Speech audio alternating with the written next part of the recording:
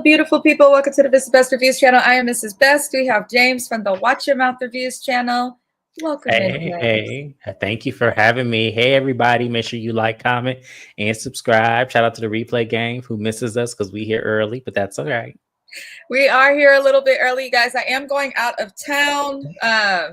So I am trying to get everything out of the way shortly. Normally, if I go on vacation, I still do lives, but I will be leaving the country. So I need to, I don't know what the Wi-Fi like other places, and we gonna see what it's like and how it works. I am also on the clock for work. So if you see me looking at my work phone, that's the reason why. But other than that, let's get into these episodes. We're going to go over both in one just because it's easier that way, because the finale they could have kept and the reunion they also could have kept. But it is what it is. Good morning, Shani. Good morning to my twin. I hope you're having a good morning. Where am I going?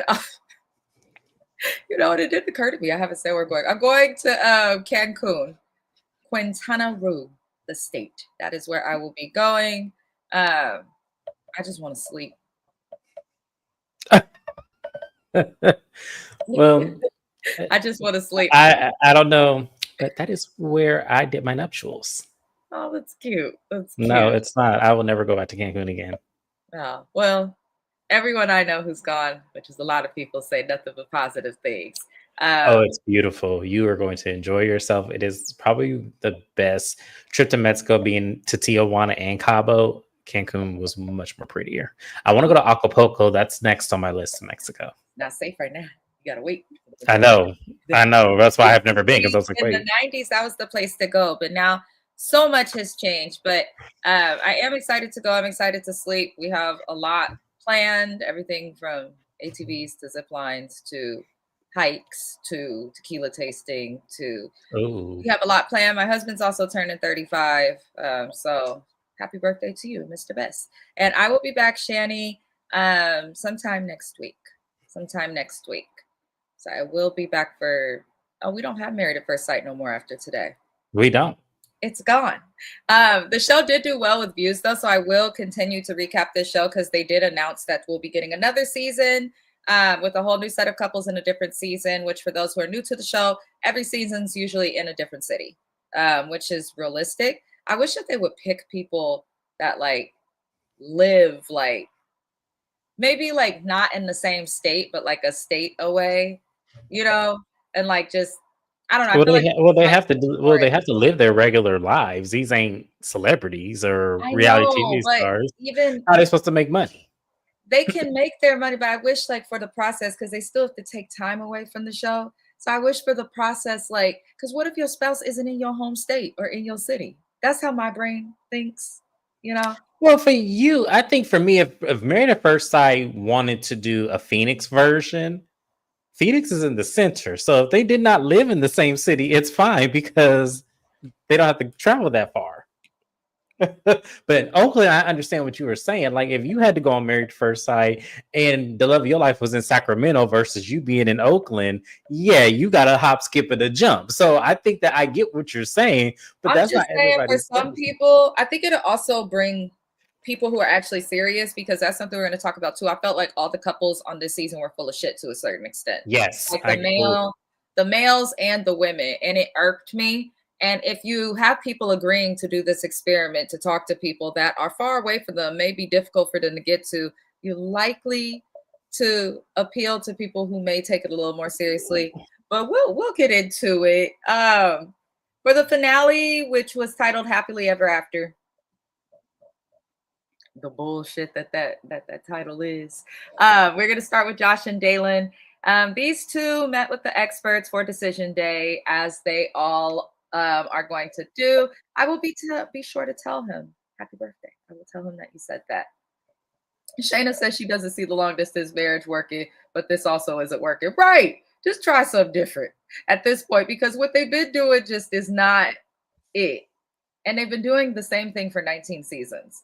And the success is very low with this show. I don't think they do enough tests and research on people, before they really stick them. But this is my first time ever seeing the show. I had never seen the show before, never knew the concept. Never. I was asking Mrs. Best so many questions on the day that this would come on because I'm like, okay, why are they not?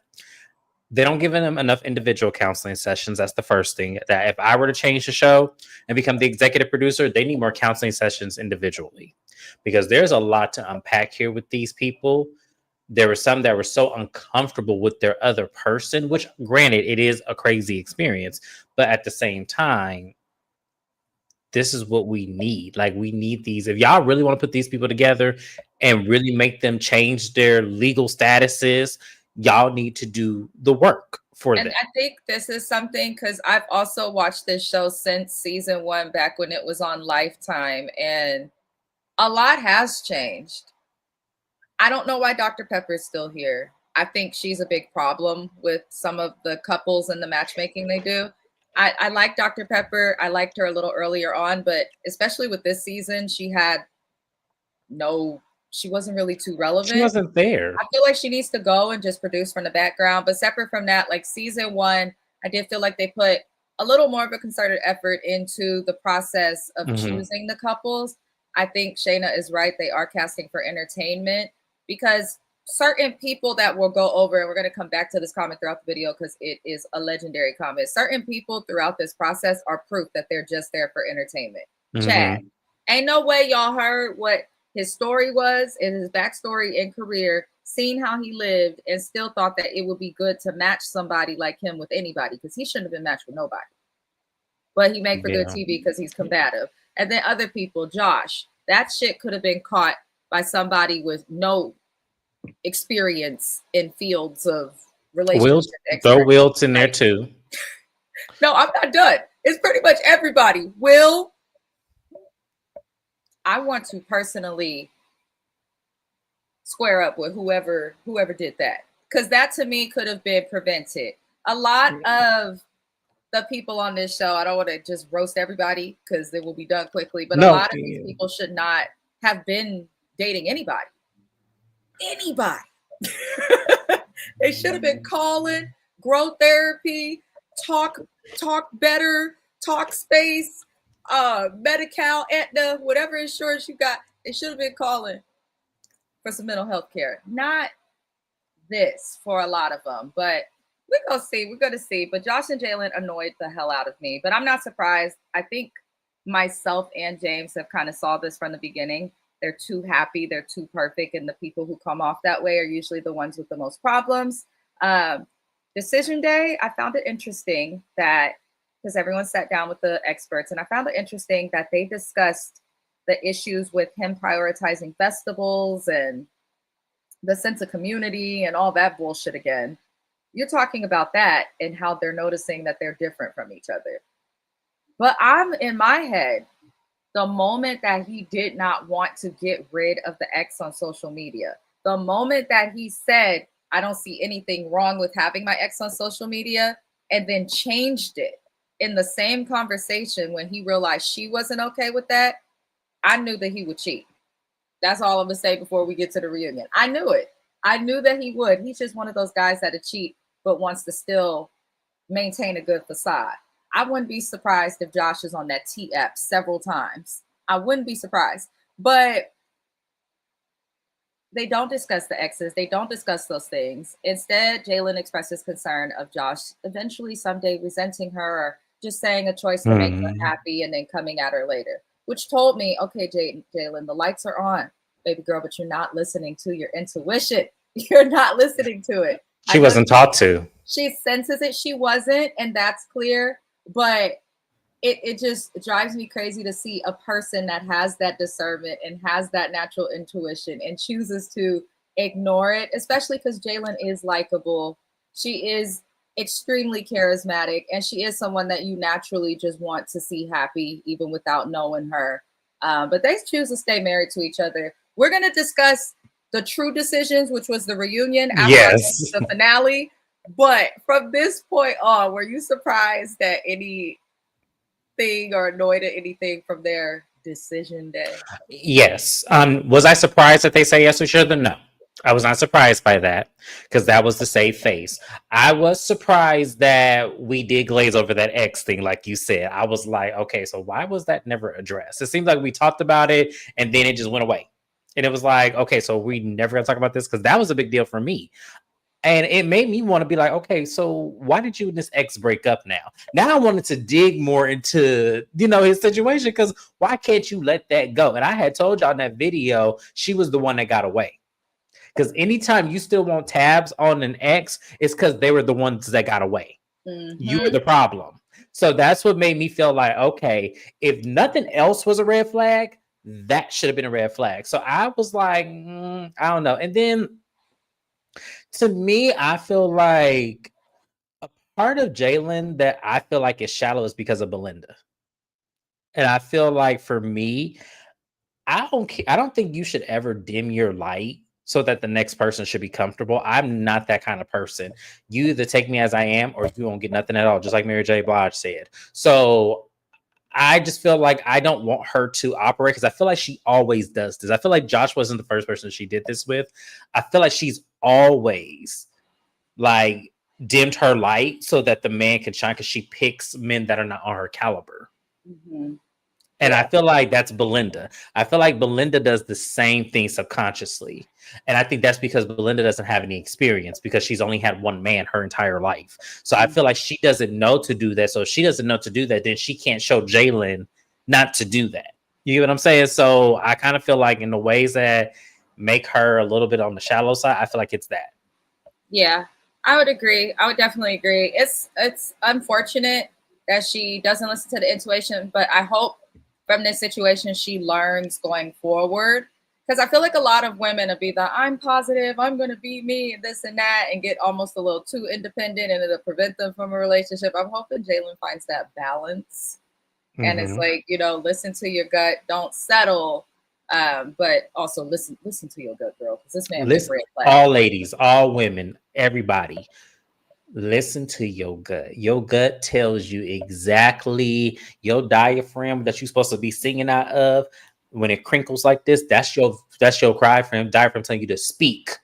Don't be silent, to speak. Sing it if you have to. Loretta Devine is the perfect person. She sings her words because she let you know I'm not the one to play with in every movie she in. So y'all ladies need to learn how to do that. Because if you did that, men would be more correct. And I'm talking to you mamas especially that raise these men or don't raise these men like Josh over here, who to me, I can't wait to get to the reunion. Okay, I'm gonna stop. Josh is I'm gonna go. Rhonda and Patter, who we gonna talk about next? Rhonda, I'm tired. I just want to say that. I'm tired. Rhonda, you got me on the internet in a row. In my prescription lenses. Look, Rhonda. What was you do? Rhonda, what was you doing? Why did you do this to me, Rhonda? Rhonda, come on. Say, we were rooting for you, Rhonda. We wrong because y'all go back to first. I was watching the first episode of us. We loved Rhonda. And then the second episode, we was like, wait a minute, Rhonda, what you doing? What you doing? What you doing? Rhonda is the catfish and personality that Angel from RHOP is in them photos. You thought you was getting one person and you got another. I mean, I said, hell, do she got split personality? Because I was like, what the hell Rhonda is has this? Split personality. I don't even, I used to say it was age. I can't say that all people in their 60s are like that. I used to do counseling and case management and social work with specific elders, so everybody over 65. And a lot of them was dating, a lot of them was figuring it out. They were set in their ways, yes, but in terms of conflict resolution and communication, they were pretty set. And I learned things from them. I'm there trying to help them out in the last years of their life, and they there dropping gems to me that I can use in my marriage, single and all. So I feel like when people get to that age, usually you see so much wisdom. But Rhonda was like watching like a 23-year-old baddie in like a 60-year-old body. I didn't understand a lot of what Rhonda did. And I tried to find like reasons, but I'm like, honestly, Rhonda, you've been single for about 4 decades. You've had all the time in the world. But Pat is conflicted in decision day. He's trying to figure out if he should be with Rhonda. And the fact that he was conflicted, I said to my husband, because he's been watching this with me, he was like, the nigga finally got some backbone, maybe, baby. That's how it starts. I said, really? And he did. Pat, he had a little more backbone this episode, and I was happy for it because I was worried Pat would just like be that guy that was like codependent on his spouse. It would just go along to get along. But it seems like he's trying to learn from his mistakes. Now, in front of the experts, Rhonda calls out Pat immediately. They didn't even get the proper introduction and conversation because Rhonda says to the experts, I feel like this man is going to leave me. I feel like his choice is no because his body language is off. He hasn't embraced me. He's just sitting there with his hands between his legs. And that's what pissed me off. Here's the thing. Rhonda was right. And yes, body language is a thing. But bitch, you didn't even give him the opportunity to change his opinion or to at least have a second thought when the first thing that you say when you sit down is he gonna say no. So Dr. P asked Pat, well, is that true? And Pat said yes. I said, my nigga. And it would have stayed yes. Now, in the moment, I was proud of Pat. I was proud of Pat because I was like, oh, he's gonna say no. Unfortunately, it didn't go that way. Now they have this conversation and Rhonda's toxic, but Pat makes this explanation of how he wants to learn from his previous marriages and not get caught up in a loop where it's about them and he loses himself. And he says all the things that I'm like, okay, this is good, Pat. I'm feeling you. And he even gives an example of feeling like he cannot be his true and authentic self and says, you know, he tried hard over and over, tried her way, and she just wasn't willing to accept it. She interrupted and interjected him during the example. She ignored everything that he said. She didn't hear any of it. It seemed like she was more concerned of getting that no to turn to a yes, in my personal opinion. And I was pissed off with the experts because I also felt like they were kind of insinuating and leaning towards wanting her to just say yes and him to say yes so that they look good. But this is some bullshit, and that's what they get. Because what is the point in the experts being on the show if they're not going to do their jobs? They didn't do their jobs with any of them, but especially with Rhonda and Pat, because they should have interjected and checked her, not just in this moment, but I feel like in every opportunity that they met with these two, they didn't come down on Rhonda in the appropriate way. I agree. And Rhonda tries to make it about herself because that's what Rhonda does. She says her emotional needs have not been getting met. To me, she was trying to manipulate the situation and gaslight everybody, including the audience, which annoyed me. Rhonda got upset at the things that were said about her, which proved Pat's point. The problem is, which James, I know, is itching to say, that point gets lost when you show us you know it's a no, but then still choose to say yes, which Pat did do. In the hood, we call you a simp. But I felt like Pat was pressured to say yes when he wanted to say no. And everyone knows that, no shade to Pat, he seemed like someone you could get a yes out of if you apply enough pressure. Right. And see, and this is the thing. The moment that, and this is why I said, Pat, you got to watch Rhonda because she's manipulative and she does gaslight. I'm glad you called that out because Rhonda was doing that so she would not be rejected, one, on national TV, but two, because if anybody was going to reject him, it was going to be her. So she put that out there immediately to sway him and also them three panelists. And if they were smart, like they have these degrees to be, they would have caught that shit. I'm like, because I would have called it out. If I was sitting on that panel with them other doctors, I would have caught that. I said, Rhonda, why are you trying to gaslight him and telling him what his answer is when he hasn't opened his mouth not one time? Like to me, because to me, I'm a realist. And I say this all the time in my videos, a perfect example is Stacy from Real Housewives of Potomac. Until I see the proof in the pudding. Whatever she says, I'm going to take it as true because I have nothing to show me different. Yes, the perspective is Rhonda didn't do nothing. His body language, it doesn't matter. He could just be uncomfortable because this is his first time seeing her after they were together every day for 8 weeks. Now they had one day apart. It could just be he's nervous because he doesn't know what she's about to do.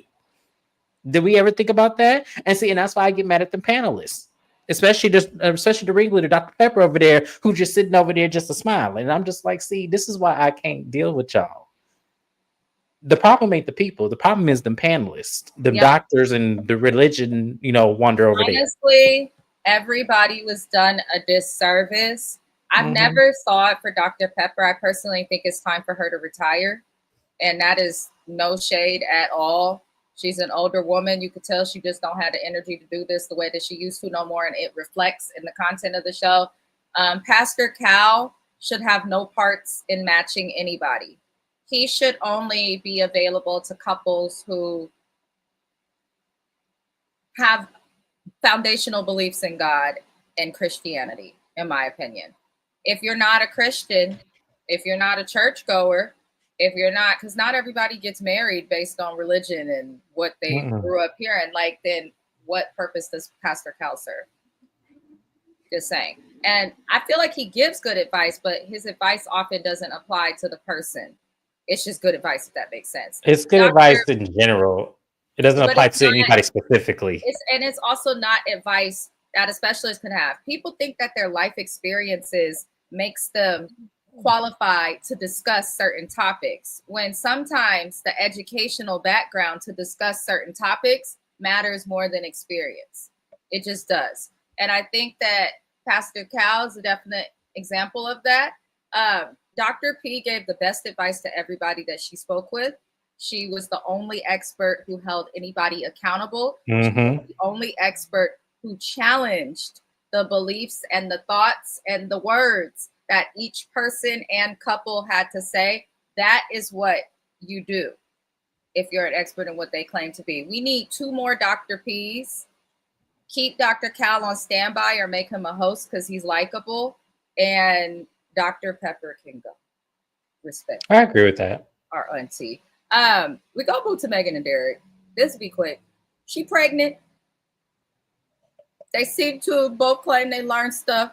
And I literally put in my note, the only thing I want to see is the reunion. Because go back to my lives. I thought Megan turned a leaf, and I do feel that way. But I also think that people who really want to have children, even if they're having children with the wrong person, can be committed to, making a child together is still, trying to give it a good shot. I think a lot of people, and I don't fault anybody for trying to make it work with their family before leaving the father or mother of their kids. I will never fault people for that. It's human nature. That's what you will want. But I just feel like these two were having problem after problem and they weren't meshing. And then she got pregnant and now suddenly everything's just meshing. I agree with that.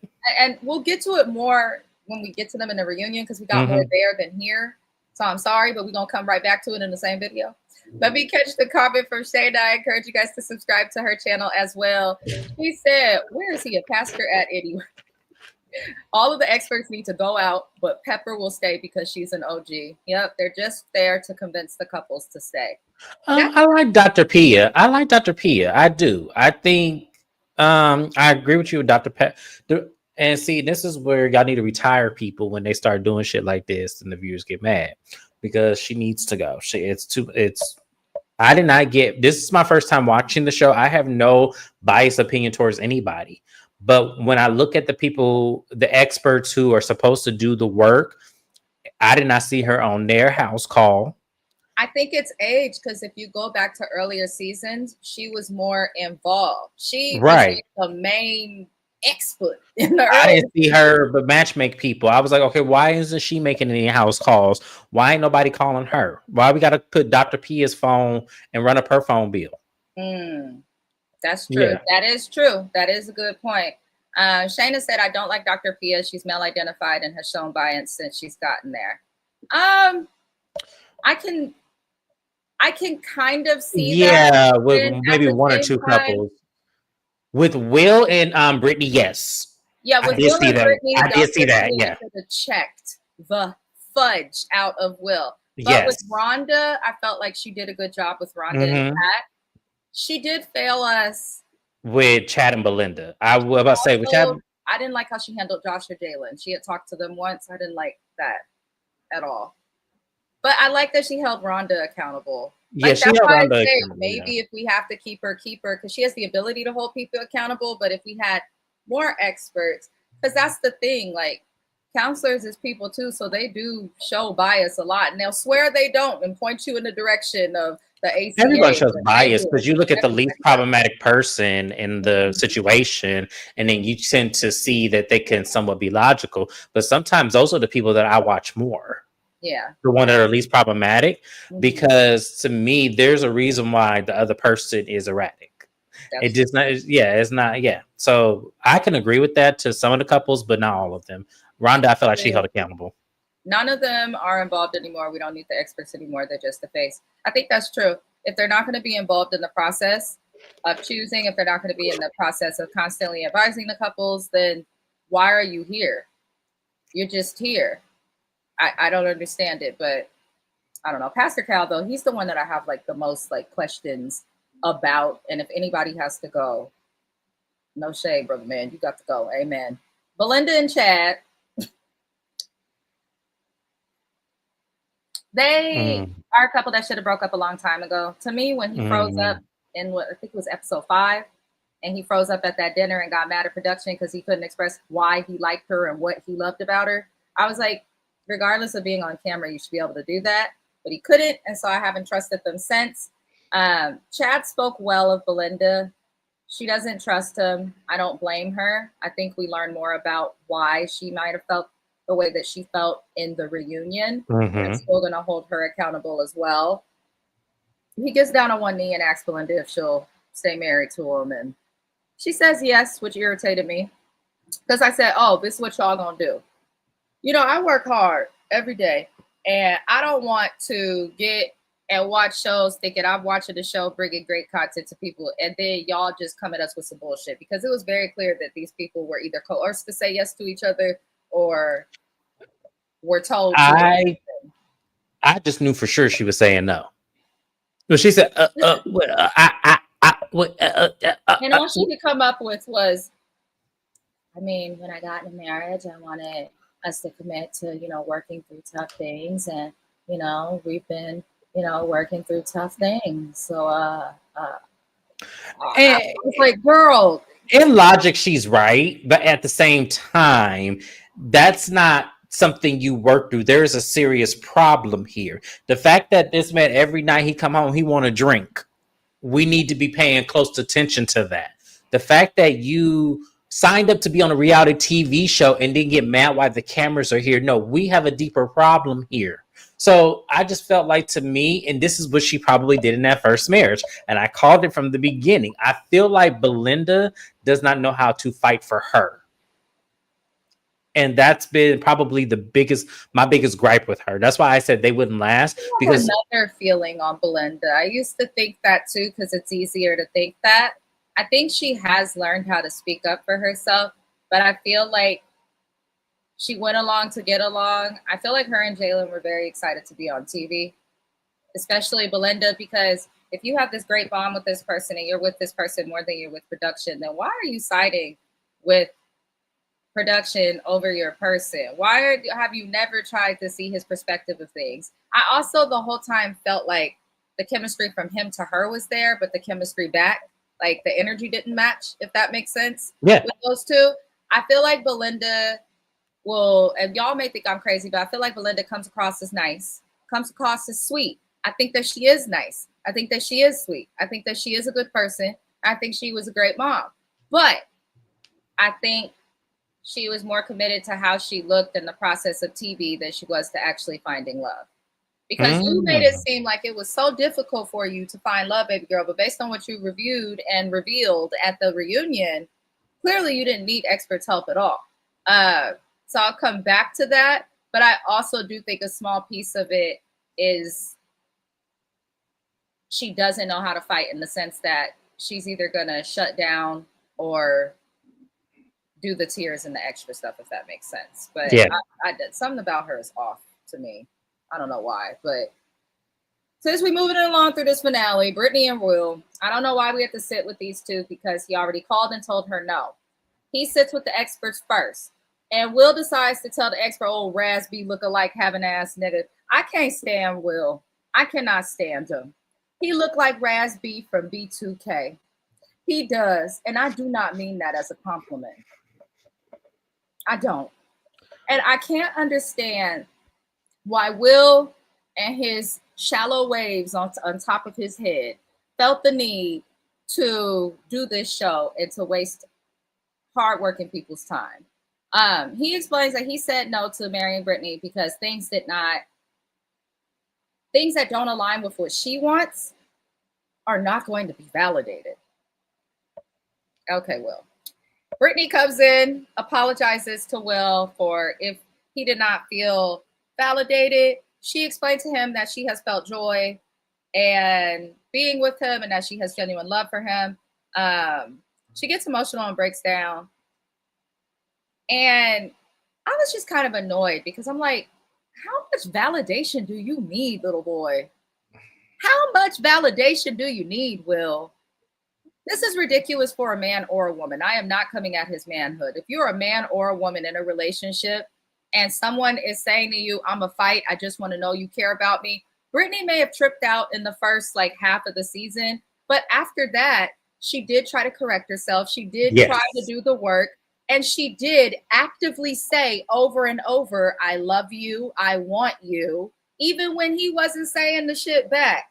So for him to come and say that when she doesn't get her way, he don't feel validated, when she has moved mountains to appease you in them shallow waves on your head with your pink lips, I can't understand why he doesn't feel validated. I don't get it. And it's like he's saying everything he can to make himself look smart, but he's not making any sense and is making himself look emotionally stupid. And that's just the honest to God truth, just emotionally stupid and immature as a whole. He responds to Brittany claiming he doesn't know that he never knew she felt that way, and tells her that she had never said it before and that she had never expressed this to her, even though she has episode after episode after episode. They ask Will what he wants to do. He gets up and walks away for dramatic effect. Because me and James clocked it a long time ago. I said he could probably stay in it. I said he shut down. That's why he's not giving emotion. I've been saying this every episode. The man is shut down. He does not like her, and he was done with her at that honeymoon. But he's the type to go along to get along so he don't look bad. And that's exactly what he's done. Why did you get up to walk away to come back and say yes, Will? Was that supposed to be like a big moment? Are we supposed to be wowed? But you know what I noticed? Eventually he comes back and they say yes to each other. But aside from the fact that he is in my opinion, a terribly immature boy, because I don't view him as a man. You don't, just because you have a job, don't make you a man. Just because you make good money, don't make you a man. There's a lot more that comes with it. He's super egotistical and selfish. And I think the biggest thing that I got from watching Will is that he is one of those people that is extremely critical of others, but never takes a moment to criticize himself. And if anybody else tries to criticize him, even if they're coming from a good place, as we saw when others try to talk to him, he'll just say whatever he can to shut you the fuck up, because in his mind, he's smart and we're all a bunch of stupid pieces of shit. That's how I view him. So I'm not surprised by what we get at the reunion, which we'll get into shortly, but Will, is Black men like you that make it hard for Black women. It is. We always hear of other, perspectives of that, but it's like, this is the shit. I know a lot of friends that have dealt with men like Will, and I don't understand why some niggas feel like because they intelligent and speak well, like that make them better than the rest of us. But you not, Will. You not. And I feel like with him is something deeper. I don't even feel it was just Brittany. I feel like he's the type of person where if you make a mistake, he looks down and is criticizing you, and then he's forever going to have that mistake you've made in his mind, and he'll never let you live it down. And who does he remind you of? Who does he remind me of? Yes, you recap the show on your channel, Which one? and Because the people. I'm gonna give you one. It was a black one. Martha's Vineyard. Yes. Yeah, he's like Yes. Alex. Yes. And I his was hair a like, little bit. Alex did that same shit on that show. Mhm. I was, and I kept calling it out because I'm like, dude, why do you constantly pick and find shit on women so that way you don't have to date them? Mhm. Instead of just saying, no, I'm not interested. And it's the same thing with Will. You know, look, that shit you did at that honeymoon, I'm not feeling it. And if that's how you gonna be, I cannot do this. You should have said that very stern and clear. And then make strides to say, you know what, it's just not gonna work because this is how she is. But then at the same time, I have to give it to Brittany. She took strides to change, to try to see it, to try to be better, and it still didn't work out because he was gonna constantly hold that. I don't think, and I agree with Mrs. Best, I don't think he let go of that honeymoon. Mm-mm. I don't think he let it go. I think he still is waiting for her to slip up and show him that. And that's sad. Like, to me, I can't stand somebody that holds on to shit like that. And like, hold on to a moment, which was justifiable. She didn't know your ass. And that's something that I feel like she expressed much better at the reunion. Yes. We'll get into. Mhm. But these people may be married, but you can't treat it like in a marriage. This is exactly why. I'm sorry. All of these couples are the example of why people need to stop rushing in the marriage. Date. Know them. Don't be scared to move in with that man because your mama's church say the Bible say not to do it. Do whatever No, you that have is to the do biggest to teacher. make sure that you are with the person that is for you. Because I feel like where me and my husband got a little bit of a cheat sheet is when we started dating, even though we were young, I pretty much just moved in. And I feel like looking back, people were like, no, that's wrong. I was even told the church, you're going to go to hell and all these crazy stuff. But looking back, I'm like, it works because we know what to expect with each other. When we did get married, it was mostly just handling all the freaking paperwork that comes with changing your last name and figuring out what bills go in whose names, where we want to move, like other stuff that you have to worry about. But we didn't have to worry about getting to know each other, if I'm going to cuss him out, if the seat's left up, if like little stuff like that. They don't get that with this process. They skip straight into everything. No, and I'm also one of those advocates for that too. I always tell couples, like, whenever they ask me, like, whenever my friends like, James, how soon should I move in with a person? I said between the 6 month and the year mark, there needs to be a conversation about it, or at least, and you don't have to do y'all's. A minimum lease is 6 months. That's plenty of time to say, okay, let's give it 6 months. 6 months is not a long time. It's the right amount of time. And then if the 6 months is up, you either say, okay, well, let's find a different place or re-sign the lease or move out completely and be done with each other, because I can't do it. But that's why I tell people, like, don't be afraid to jump into moving in with someone very soon, because that tells you all you need to know. When you live with somebody, that tells you habits, that tells you, can you see yourself looking at him every morning? That shows you, is he house trained? That shows what they look like without their wig and baby hairs. And absolutely. You don't know everything. You don't know everything, and then it might be perfect the first couple of weeks, but they gonna slip up and show you the real them. You get what I'm saying? So I'm never opposed to that. I think people look at that wrong, and I think it's weird that people are like, oh, I'm not gonna move in him the first year. I don't even know him. You're not gonna get to know him until you start doing that. You have to see people are their best authentic selves when they're in their home. Yep. They just are. So that's why you have to do that. That's why my mom looked at me, my last relationship. My mom looked at me, it was crazy because I was only with him for 6 months. I said, Mom, look, I'm never going to know this guy if I don't move in with him, if I don't take this chance. That's true. So, yeah. That's true. People will naturally show themselves when they're in an environment they're comfortable with, and where you're at home is your comfort. So I tell everybody that, but a lot of people like to go off of different reasons. Everyone has their different belief systems, but don't say you ain't here to shit because stopping by here. Shayna looks like she agrees as well, saying you don't know someone until you live with them for a while. It's true. That's very true. It's very true. Very true. It's very. That's why I say the sooner the better. And I'm not saying after a month or two move in. No, don't be crazy. But 6 months is a good chunk of time to move in with someone, because if you give them the next 6 months, that's then a year, and then that way you're not wasting years of your time. Because I can't stand a couple that waits 5 years to move in with each other and then break up the next year. Like, I can't stand that because that's so stupid. Yeah. You should have done that in the beginning, so that But way. Don't go around moving in with everybody. Because I feel like a lot of people will hear it and they go and do that.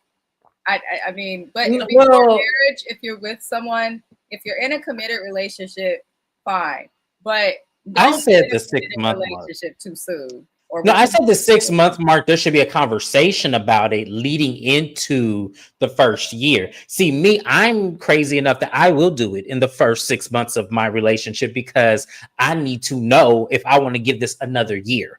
I need to know. And a 6 month lease ain't nothing. Like, it realistically barely shows on your credit. Like, if you decide to break the lease, like, it's because it's such a short time, they're not gonna give a fuck. So, or you can even do a month to month. Like, you can even do that. And just pay the motherfuckers. It's more expensive to do, but if you really can't make heads or tails of a situation after being with someone for 6 months, yeah, I say take the chance and do a month to month. A month to month ain't on your credit. So yeah, just go ahead and then just do it like that. Or move into one of the kitchenettes. If it's someone you genuinely see yourself with, do it. Yeah. I wouldn't do that with a spouse. But we get to this reunion, y'all.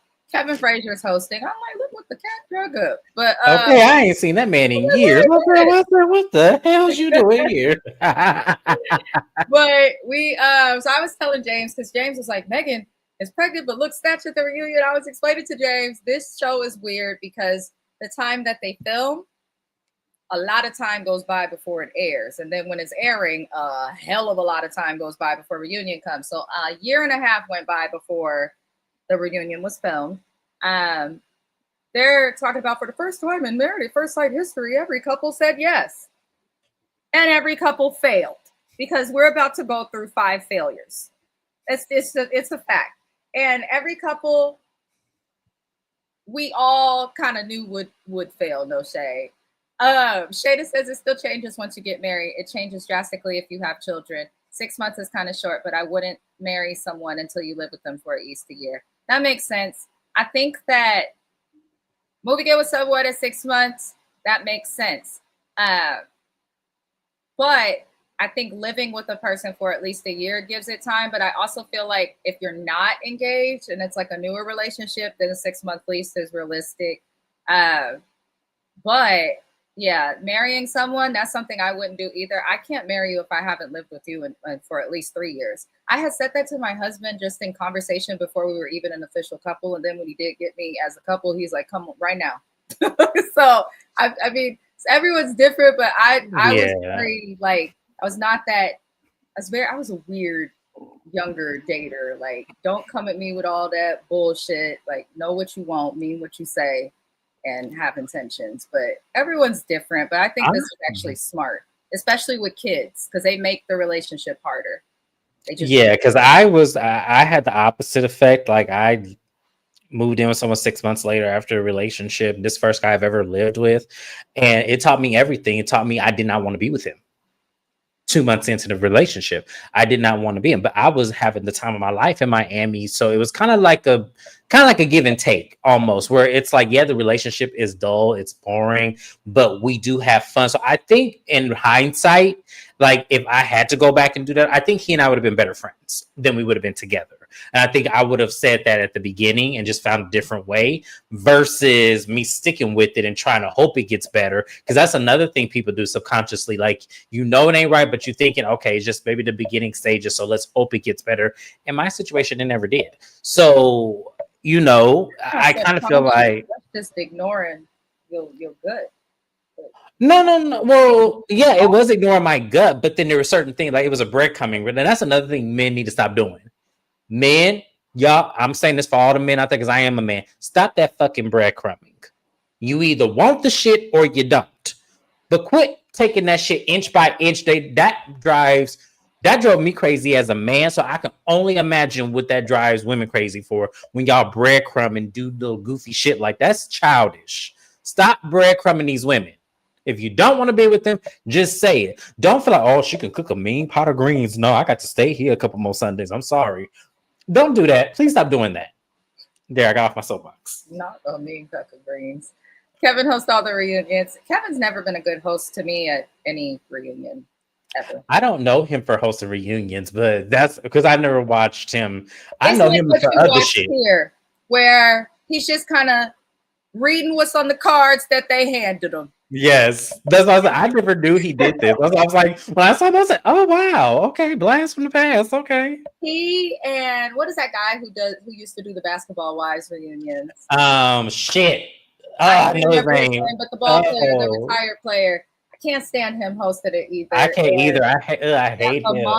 Lamont Hill is another No, one. I don't like his hosting oh no, either. I like him now. I didn't like him in the beginning, but I like him now. I can't get past When it. he went off on that one podcaster, I was like, okay, okay, I I need kind to of. see him do it a little more before I get into Mm-hmm. it. But Jalen and Josh, y'all, we start with these fools. Jalen went to Burning Man. Why they were arguing over it on TV just for her to go, I don't know. They went to Burning Man and they broke up 3 months before the reunion. So they were together for about a year and a half. They lived together. She described her breakup as being a shock because she says it came out of nowhere, which did not surprise me. Apparently, Josh claims that he doesn't want to be with Jalen anymore because he no longer feels a connection. That's all that he said to her. And she says it came out of nowhere. She thought things was cool. They was planning vacations. So I believe her. I don't feel like Jalen would lie about that. Josh responds saying they did not break up on vacation and that something came about with a girl at a concert. It sounds like they went to, so I'm not going to go over each of their stories. I'm going to tell you what I got from what they each told us. Yeah, please do, because I was They confused as went well. on vacation, but before they went on vacation, it looks like after the Burning Man thing, Josh was like, I don't really want to be with you. She was like, well, can we at least like make a decision? This is coming out of nowhere. Can we think about it? They did that. It sounds like in the time of thinking about it, things were going okay, at least that she thought. They then took a little rendezvous to a concert. At this concert, there was a woman who knew Josh that was there and was approaching him in a way that it sounds like would give anyone who's like dating someone like pause or suspicion. Josh did not like how Jalen handled and reacted to that, which annoyed the crap out of me just as a whole. And he apparently after the concert, they rode home. I don't know if they rode in silence or if she was trying to talk, whatever the hell, they rode home. When they got home, he was like, and I believe her because only someone as stupid as him, and we all think you're stupid, Josh, would say this. He told Jalen their relationship is not going to work and she should pack her stuff and leave because she is a level 2 on the adventure scale and he's a level 10. I said, what do you want to be the next crocodile hunter, Jalen? Like, what, huh? What does that even mean? And you just said on the show a bunch of times that you don't need her to be into the things that you're into and that doesn't matter. But your literal reason for breaking up with her is because she's not adventurous in the way that she wants. You don't give a fuck about your wife, whether it's Jalen or the next wife. All you care about is having a bitch to say, hello, honey, goodbye, honey, yes, dear, yes, dear, yes, dear, and more fucking yes, dear. That's all he cares about. He just wants a wife that's going to do what he wants, go along. Jalen could have 3 kids and he will still be expecting her to jump out of planes and will probably have tiny tents for the babies at Burning Man somehow. I just, you can't have a relationship if it's just what you want. A relationship is 50-50. It's give and take. There's times that it may be 70-30 and things like that. But for the most part, you take turns giving and taking. I don't think Josh is ready for any relationship. We then learn more because everyone at the reunion, in terms of the other couples, were like, well, Josh, that's not really fair. You broke up with her for something that you said didn't impact you. And then Jalen decides to explain that Josh had an assistant that he lied to her about in terms of her age, because she's trying to show like it's not just that like Josh was a liar and didn't want to address stuff. And he had a young assistant, sounded like she was attractive in her 20s, and he lied and told Jalen he has a new assistant who's in her 40s. We already knew he was a liar, Jalen, based on how he handled the stuff with your friend, but It's an interesting thing. Now, for their update, Josh and Jalen are dating.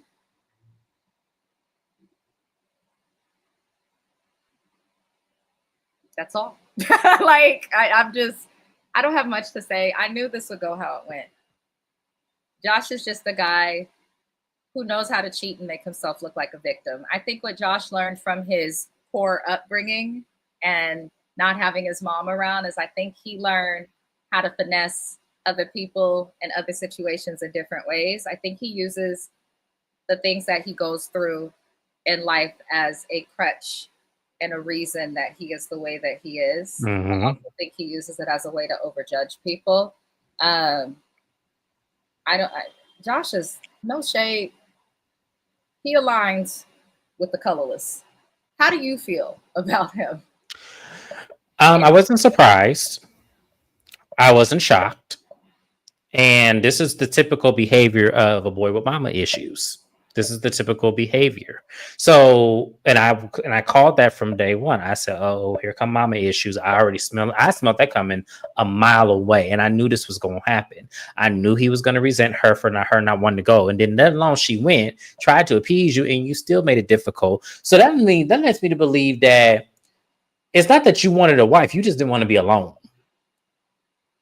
He's a That's cheater. just and the thing about it is an alone thing. I think he's just a serial cheater who hides it well. And I feel like he might have wanted to do this process because he probably wanted like somebody he could get to just go with him to all of his events where you do need a companion. But I feel like he just wants to be a like forever party boy. He needs to grow up. I agree. That was going to be my next thing. That was going to be the next thing I said. He needs to grow up. Like, seriously, this is ridiculous. The fact that you wasted this lady's time like that and sitting up there, you was never going to make this marriage work unless it worked in your favor. Crazy. So good luck to them both. I hope they find what they're looking for. Don't put nobody else in no fucking planes and expect them to jump out of the shit without telling them ahead of time. You don't do that.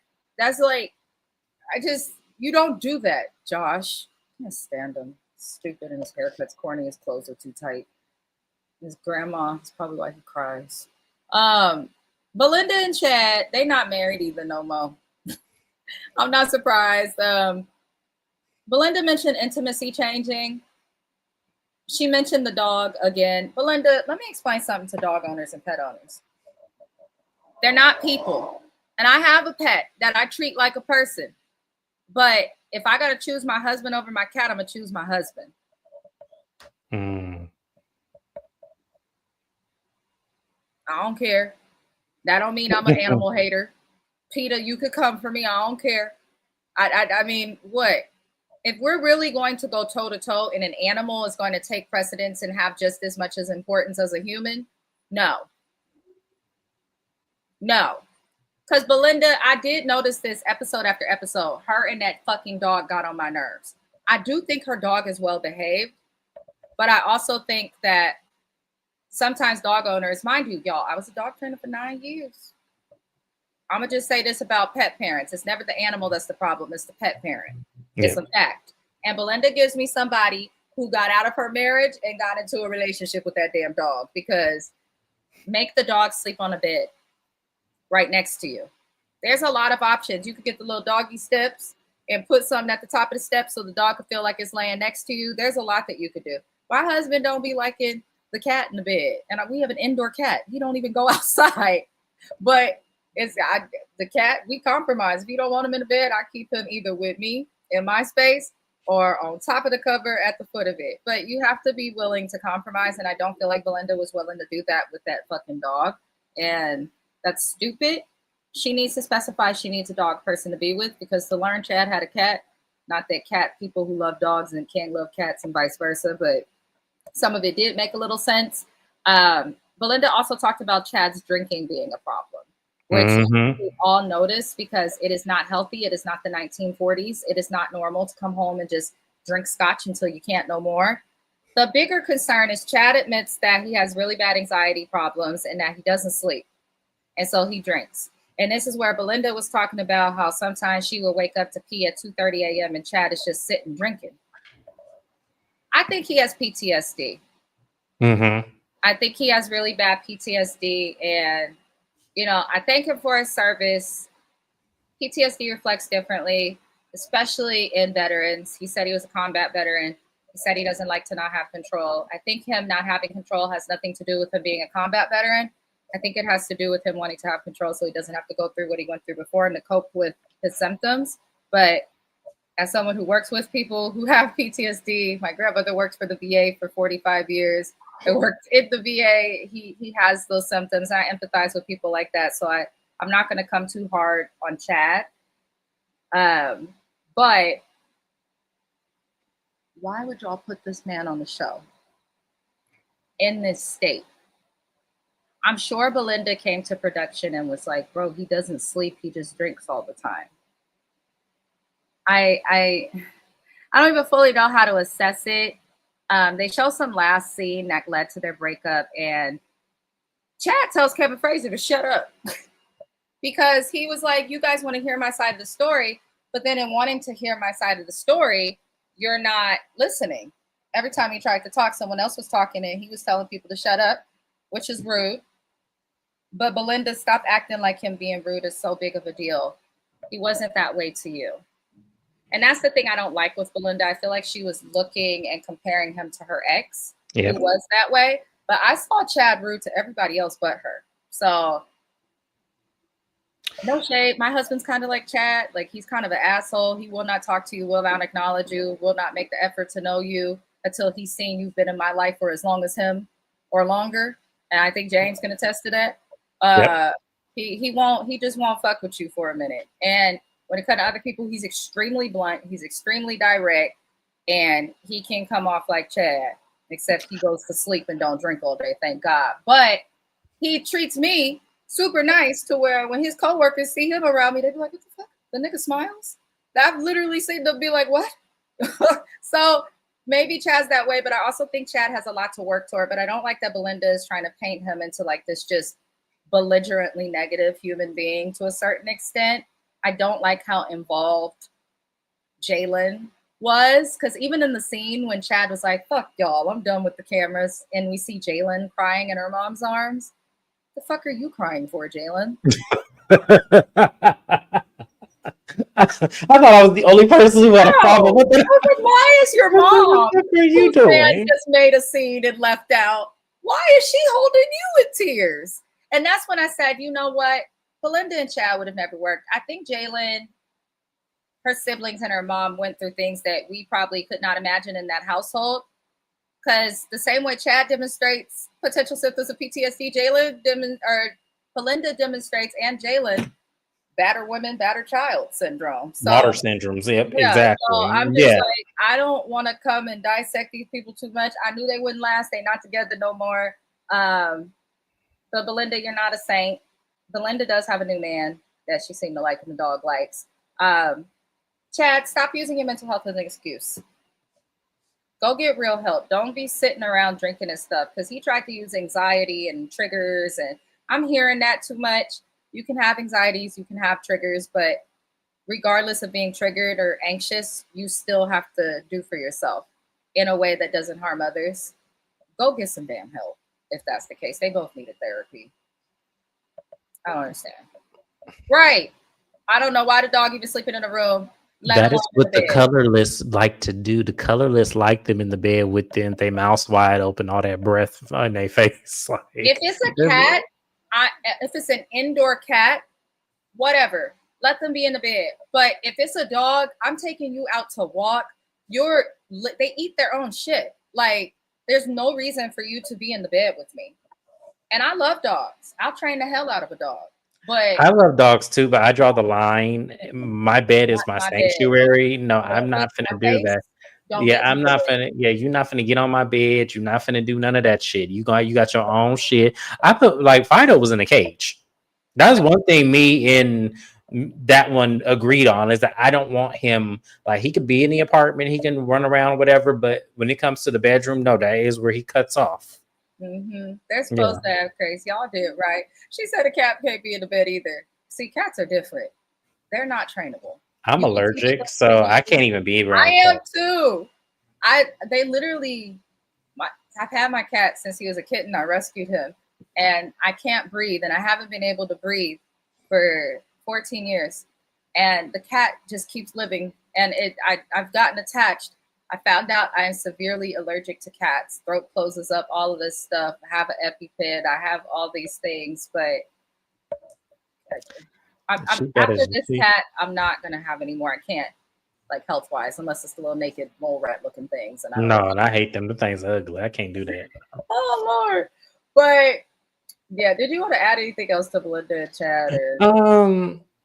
See, here's my thing about Belinda that made me mad is because I do agree with you that it seemed like she did just want to be on TV versus actually wanting to be in that marriage with him.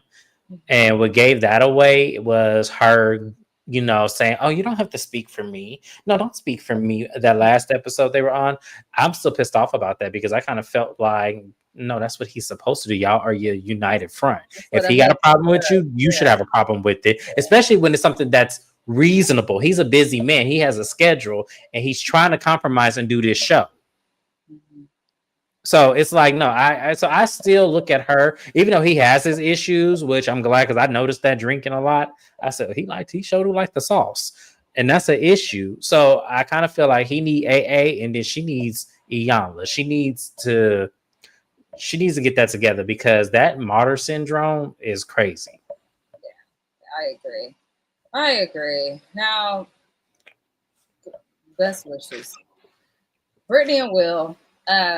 They're not speaking. They haven't spoke since decision day because a week after decision day, Will went out of town. While out of town, he broke up with Brittany. They had some footage.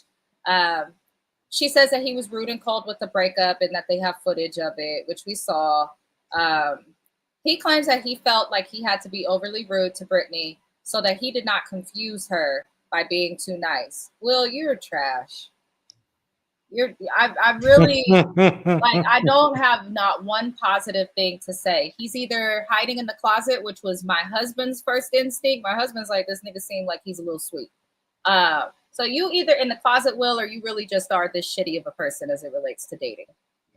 As I said, he reminded me of Alex because y'all know I think that of Alex from Summer House Martha's Vineyard, and Will, I can think that of Will too. Will, you definitely gave like you running from homosexuality. He did, and like the first, I was convinced that's why he didn't want to sleep with her when they were on the honeymoon. But I was like, let me not put that on him.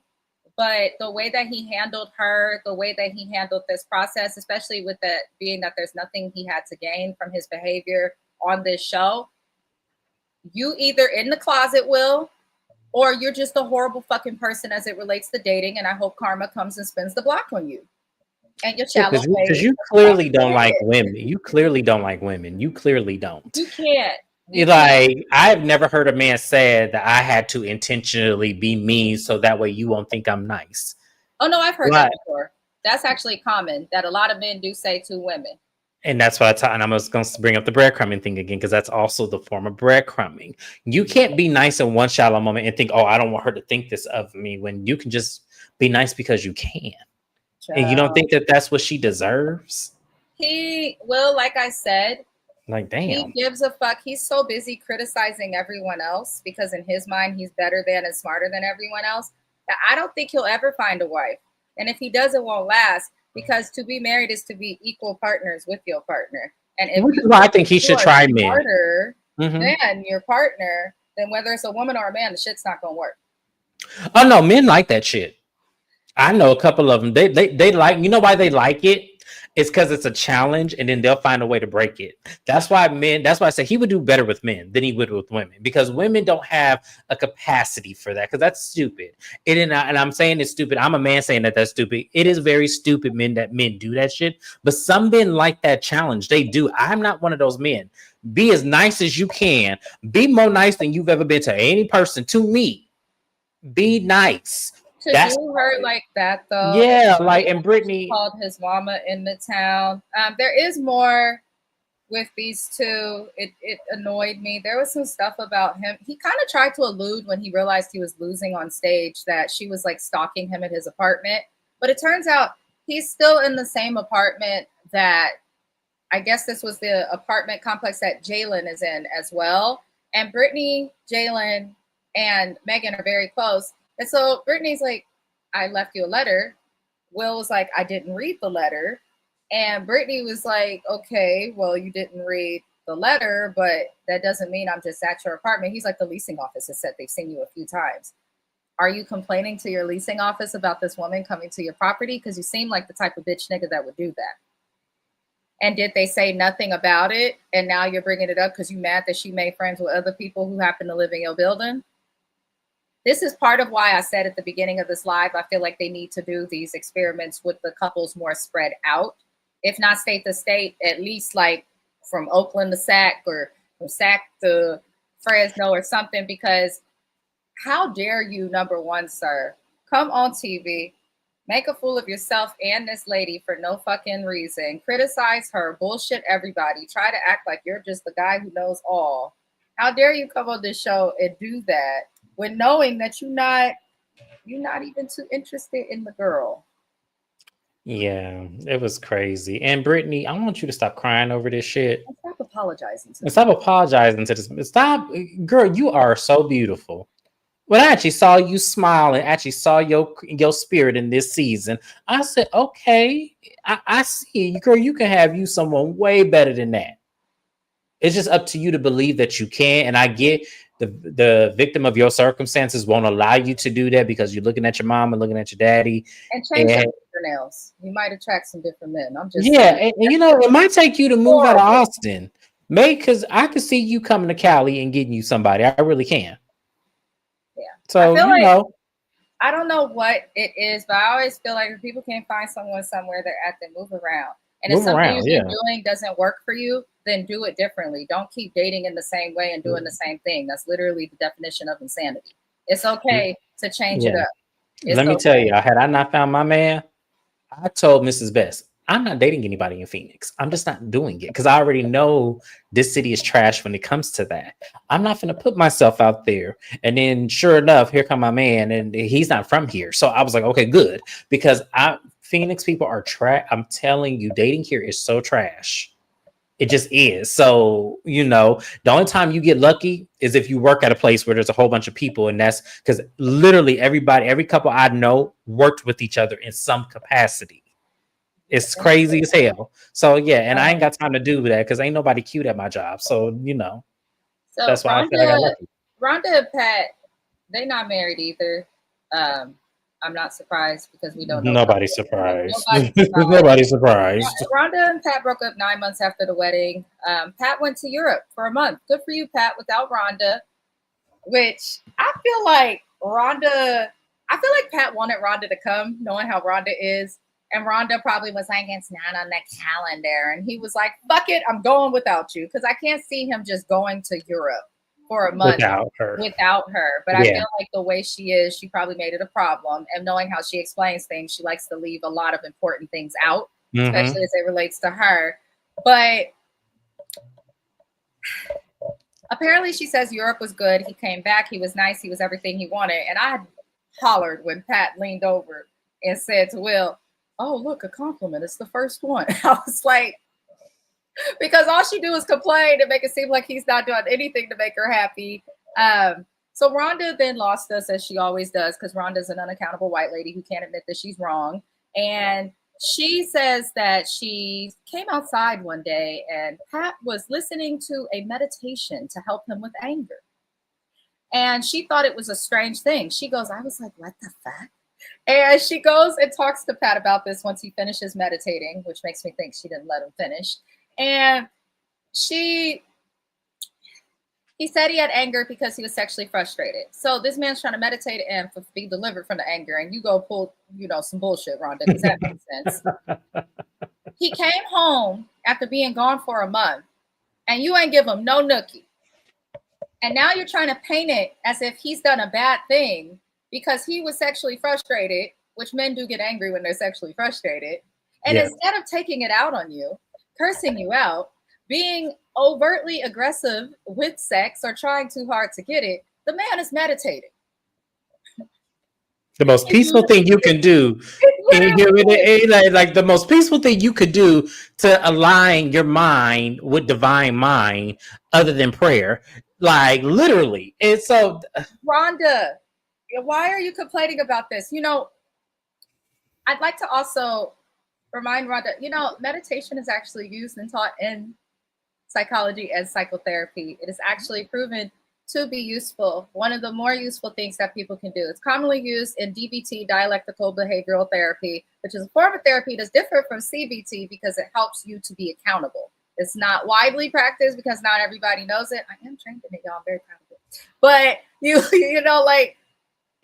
Rhonda needs that. Rhonda needs some type of therapy that will help her to be more accountable with herself.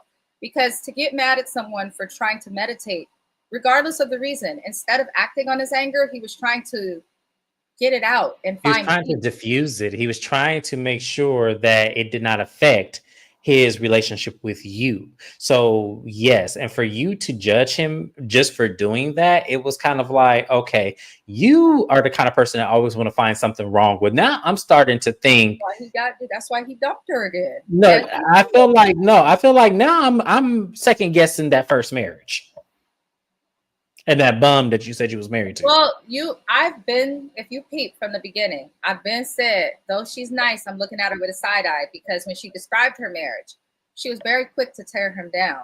He didn't want to work. And so I did this and he didn't want to work, but you accepted him not working. For years. For years. And separate from that, you're not telling us any part because there's been moments I didn't work in my marriage for many years. There's been times in my marriage, my husband didn't work. It was struggling to find work. That's not something that will always just like cause such issue. She maybe financially and with bills, yeah. But the way Rhonda described it, I think there's a lot more. I'm sorry. There's no way, if I'm really that disgusted with somebody who does not have a job, there's no way I'm staying married to you for 9 years and then proceeded to have 4 fucking children. I'm sorry. There's no absolute way I'm doing that. So for me, I'm second guessing her now because it's something that she does. It's like you are trying to make them fall into traps all the time. Her part of the story, and she only says what makes her look good. She even explains why she does other stuff. Nothing Rhonda does is genuine with Pat. I feel like everything Rhonda's done with Pat or for Pat has been because she knew that an expert or other people would respond. I just don't think she's a genuine human. So gaslighted the audience is what you're saying. Yes. Okay. Yep. And I always say this: women are better cheaters than men. Women are better manipulators than men. Women are better gaslighters than men because we are analytical thinkers. So Rhonda will, of course, do that in a way that's less overt than someone like Will or one of the little slow boys. But I think in the end, I don't think Rhonda will learn. I think that she's proving that you can't teach an old dog new tricks. I think that Rhonda has had independence for too long. I think that she's alpha in the wrong ways because there's nothing wrong with an alpha female. But I think that she's alpha in the wrong ways. I hope she figures it out. But at least she got her grandkids. Yeah. I'm tired of you, Rhonda. I wish to never see you on my screen again. Megan and Derek are our last update. Megan had a miscarriage. I had a feeling she either had a miscarriage or the baby came.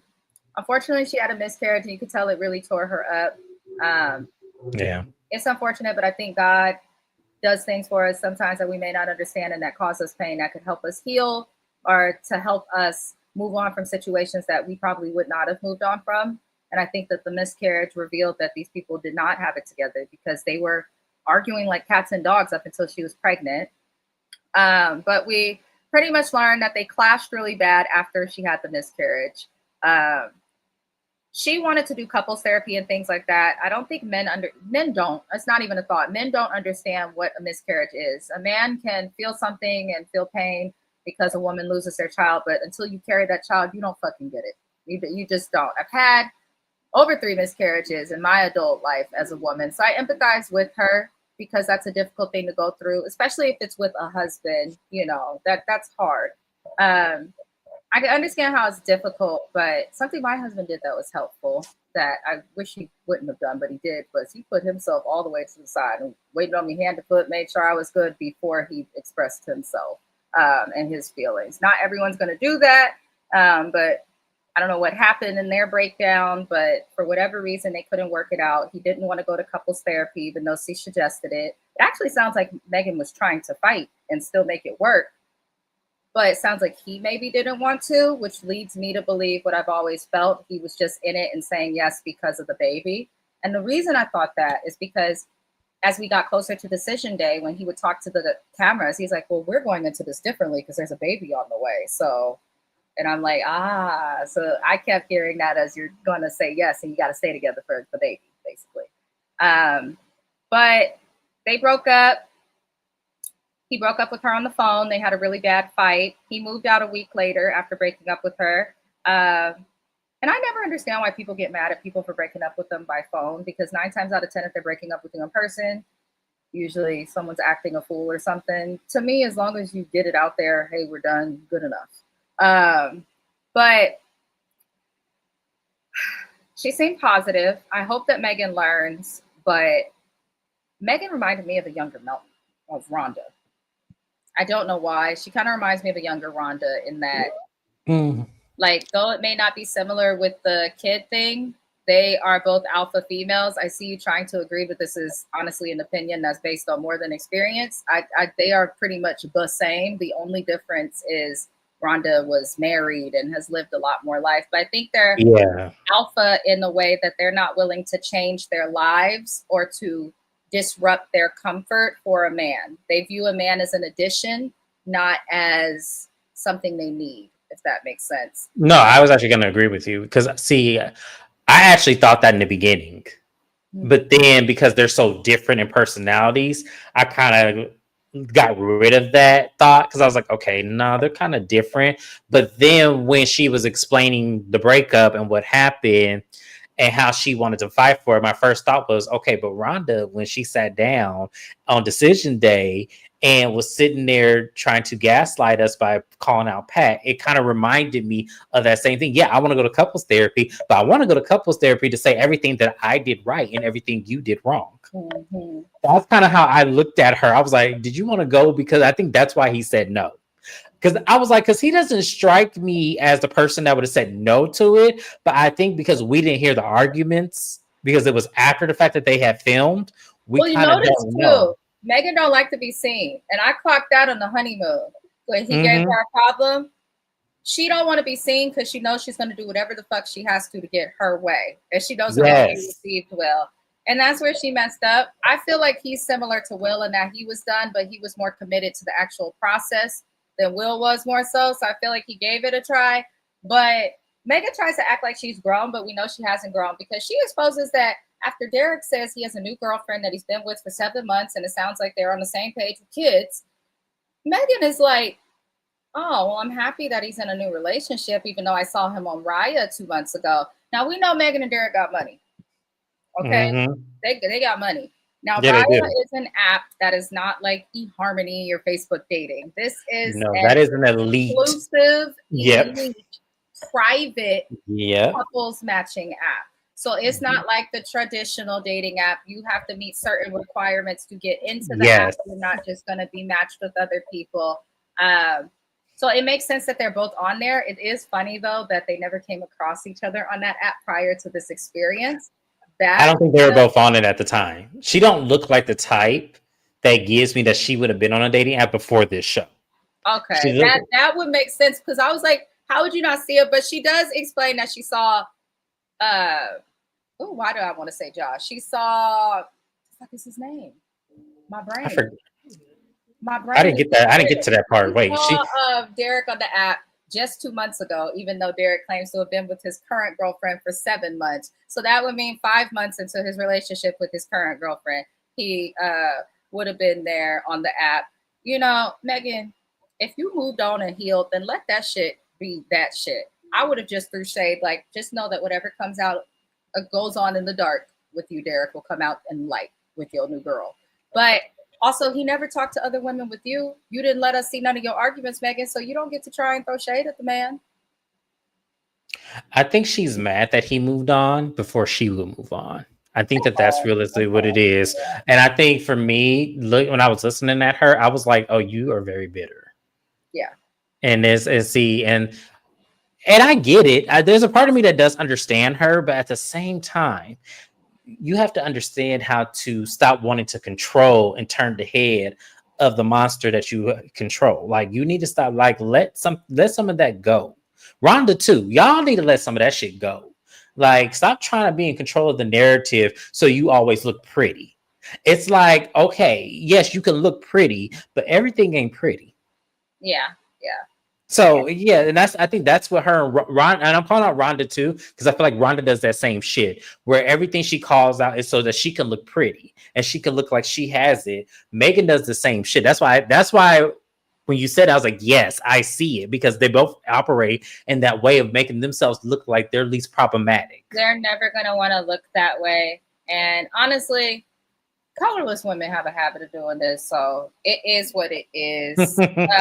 This season, because that was it, annoyed me. I was happy to cover Married at First Sight. It's a show I didn't want to cover because shows that I genuinely like and enjoy watching, sometimes you just want to watch it with your popcorn and not have to worry about taking notes and committing stuff to memory. But I'm glad I did cover this show.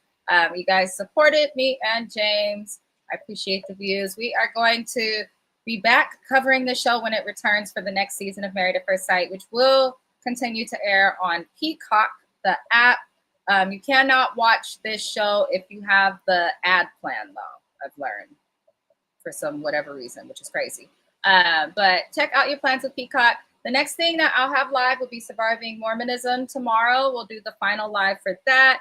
I'll be on James's channel on the weekend for Bell Collective, the Braxtons, as well as Love and Marriage Huntsville. Next week, I am out of the country. So if I don't see everyone before then, happy Thanksgiving to those who celebrate. Shout out to the indigenous people. It's really y'all's day, but nobody wants to talk about that. It's the truth. I hope everybody has a good holiday. We'll be back.